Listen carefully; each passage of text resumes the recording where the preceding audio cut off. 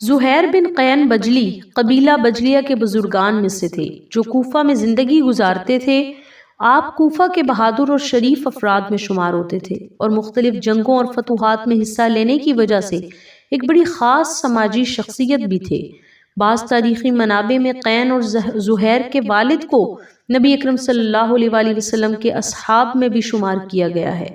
زہیر امام حسین علیہ السلام کے ایک باوفا اصحاب میں سے تھے اور کربلا کے مقام پر واقع عاشورہ میں بہادری کے جوہر دکھاتے ہوئے شہادت کے عظیم منصب پر بھی فائز ہوئے۔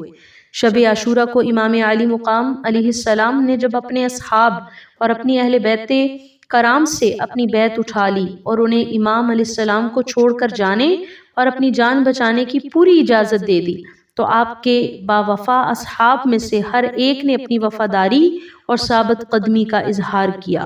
آپ علیہ السلام کے اہل بیت کی گفتگو کے بعد مسلم بن اوسجہ اور ان کے بعد زہیر بن قین کھڑے ہو کر عرض کرنے لگے، خدا کی قسم مجھے مارا جائے پھر زندہ کیا جائے اور دوبارہ مارا جاؤں، اسی طرح 1000 مرتبہ میں مارا جاؤں، لیکن آپ علیہ السلام اور آپ کی اہل بیت کو خدا ہمیشہ محفوظ رکھے تو مجھے یہ چیز زیادہ پسند ہوگی۔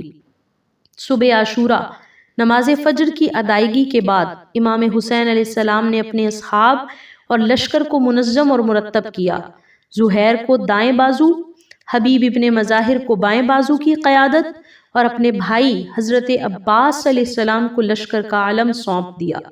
جنگ کے آغاز سے ہی شمر بن ذی الجوشن نے اپنے ساتھیوں سمیت خیموں کی پشت سے امام حسین علیہ السلام کے خیموں کو آگ لگانے کی کوشش کی تو امام علیہ السلام نے بآواز بلند فرمایا، اے ذی الجوشن کے بیٹے، کیا تم آگ طلب کر رہے ہو تاکہ میرے گھر کو میرے خاندان سمیت آگ لگا دی جائے؟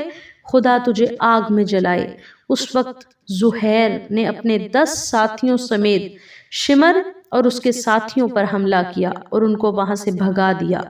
حبیب ابن مظاہر کی شہادت کے بعد زہیر اور حر بن یزید ریاحی اکٹھے میدان کی طرف چلے گئے۔ وہ دونوں جنگ میں ایک دوسرے کی مدد کر رہے تھے اور جب بھی ان میں سے ایک دشمن کے نرغے میں آتا تو دوسرا اس کی مدد کے لیے پہنچ جاتا۔ یہ دونوں پے در پے جنگ میں مشغول تھے یہاں تک کہ حر شہید ہو گئے تو زہیر بھی خیمہ گاہ کی طرف لوٹ کر آ گئے۔